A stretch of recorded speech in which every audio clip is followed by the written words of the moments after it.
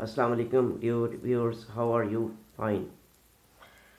आज आपको नई कहानी के साथ आपका मेज़बान ताहिर शहजाद जो है वो हाज़िर है। तो आज का वाक़या आपको सुनाते हैं और कहानी गौर से सुनिएगा, वाक़या गौर से सुनिएगा, बहुत लुत्फ़ है अंदोज़ है। और अगर ज़िंदगी में किसी ने कुछ बनना है तो ये वाक़या सुने तो उसको पता लग जाएगा कि अनथक मेहनत से हर चीज़ हासिल की जा सकती है। और हर चीज़ जो दुनिया में हासिल की जाती है खेल के अलावा, तालीम और अच्छी तालीम के बगैर कुछ मुमकिन नहीं है। और मुसलसल जस्तजू, जो मुस्तकिल मिजाजी, मुस्तकिल मेहनत, उसके बगैर भी कोई चीज़ हासिल नहीं की जा सकती। लिहाजा ये वाक़या जो है गौर से सुनिए तो आपको पता चलेगा कि कैसे अजीम लोग कैसे बनते हैं। तो सुनिए, ये पाकिस्तान के एक वज़ीर आज़म का वाक़या है, मैं आपको सुना रहा हूँ, तो गौर से सुनिए। तकरीबन एक सदी कबल यानी 20 सितंबर 1916 को लाहौर के एक नवाही गांव में एक बच्चा पैदा हुआ। 4 बहन भाइयों में ये सबसे छोटा था। पूरा गांव अनपढ़ मगर इसे पढ़ने का बेहद शौक़ था। इसके गांव में कोई स्कूल ना था, लिहाजा ये 1.5 मील दूर दूसरे गांव में स्कूल में पढ़ने के लिए जाता। रास्ते में एक बरसाती नाले से इसे गुज़रना पड़ता था। छठी जमात पास करने के बाद वो 8 मील दूर दूसरे गांव में तालीम हासिल करने के लिए जाता। उसने मिडल का इम्तहान इम्तियाज़ी नंबरों से पास किया और वजीफ़ा हासिल किया। मज़ीद तालीम हासिल करने के लिए लाहौर आया। यहाँ उसने सेंट्रल मॉडल स्कूल, जो कि उस वक्त का नंबर 1 स्कूल था, में दाखिला लिया। उसका गांव शहर से 13 किलोमीटर दूर था। गरीब होने की वजह से उसे अपनी तालीम जारी रखना मुश्किल थी, मगर उसने मुश्किल हालात के सामने हथियार नहीं फेंके, बल्कि इन हालात के मुकाबला करने की ठानी। उसने तहैया किया कि वो गांव से दूध लेकर शहर में बेचेगा और अपनी तालीम जारी रखेगा। चुनाचे वो सुबह मुँह अंधेरे अजान से पहले उठता, मुख्तलिफ़ घरों से दूध इकट्ठा करता, ड्रम को डेड़े पर लाद कर शहर पहुंचता। शहर में वो नवाब मुज़फ़्फ़र कज़लबाश की हवेली और कुछ दुकानदारों को दूध फ़रोख्त करता और मस्जिद में जाकर कपड़े बदलता और स्कूल चला जाता। कॉलेज के ज़माने तक वो इसी तरह दूध बेचता और अपनी तालीम हासिल करता रहा। उसने गुर्बत के बावजूद कभी दूध में पानी नहीं मिलाया। ये बात काबिल गौर है। आगे लिखते हैं कि बचपन में उसके पास स्कूल के जूते ना थे। स्कूल के लिए बूट बहुत ज़रूरी थे।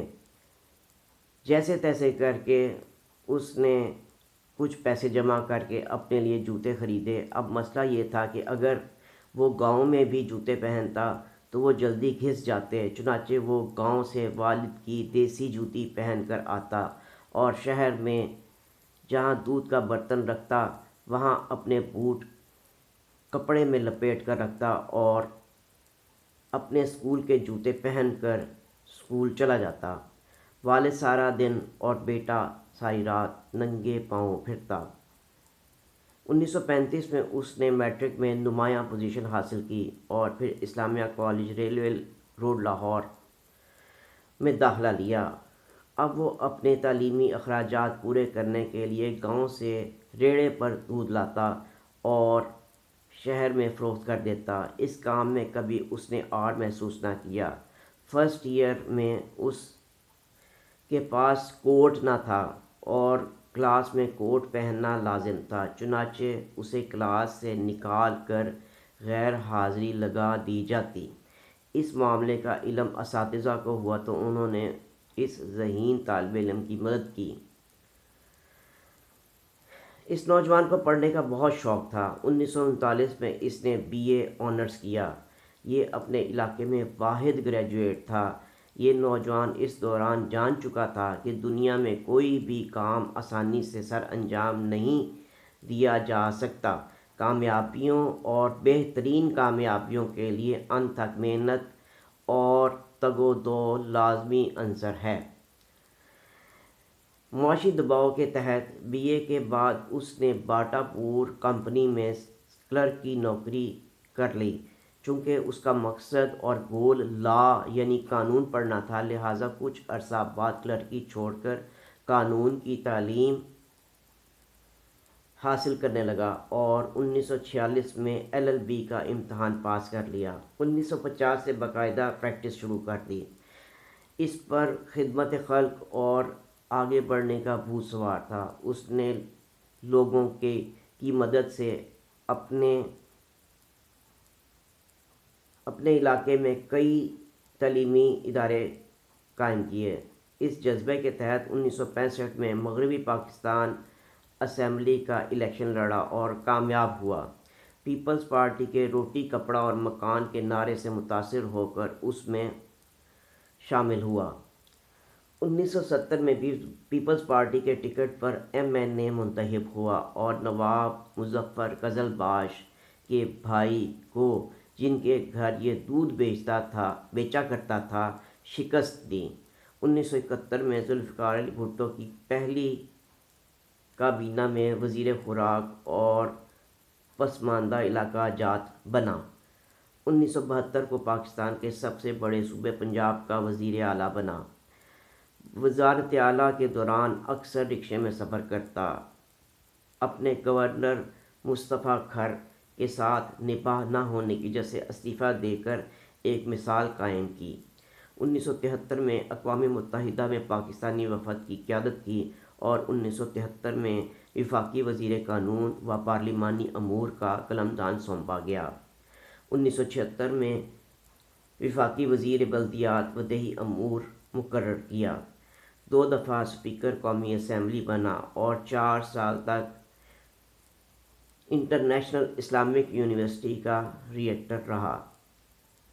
ایک مفلس کلاش ان پڑھ کسان کا بیٹا، جس نے کامیابی کا ایک لمبا اور کٹھن سفر اپنے دودھ بیچنے سے شروع کیا اور آخر کار پاکستان کا وزیر اعظم بنا۔ یہ پاکستان کا منفرد وزیر اعظم تھا جو ساری عمر لاہور میں لکشمی مینشن میں کرائے کے مکان میں رہا، جس کے دروازے پر کوئی دربان نہ تھا،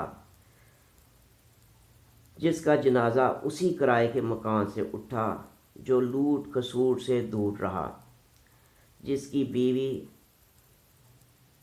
اس کے وزارت عظمیٰ کے دوران رکشوں اور ویگنوں میں دھکی کھاتی پھرتی رہی۔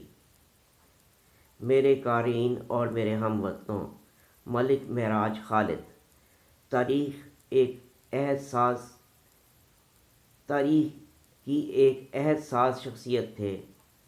آپ 23 جون 2003 کو اس دار فانی سے رخصت ہوئے۔ ان کو ہم سے رخصت ہوئے 18 سال ہو گئے ہیں، لیکن میں سمجھتا ہوں کہ تاریخ ایسے افراد کو صدیوں تک یاد رکھتی ہے۔ یہ کسی کے ساتھ بے ایمانی نہیں کرتے۔ جس نے اپنا مقصد حیات انسانیت کی فلاح بہبود کے لیے وقف کیا، جنہوں نے اپنی قومی مفاد کو ذاتی مفاد پر ترجیح دی، آج تاریخ پھر اس موڑ پر ہے جہاں اسے ایسے باہمت محب وطن رہنما کی ضرورت ہے۔ یہ واقعہ میں ڈاکٹر تنویر الحسن زبیری صاحب کے حوالے سے آپ سے بیان کر رہا ہوں، جو انہوں نے اس کو لکھا ہے، ان کی وساطت سے یہ پیش کر رہا ہوں۔ تو ڈاکٹر زبیری صاحب آگے لکھتے ہیں کہ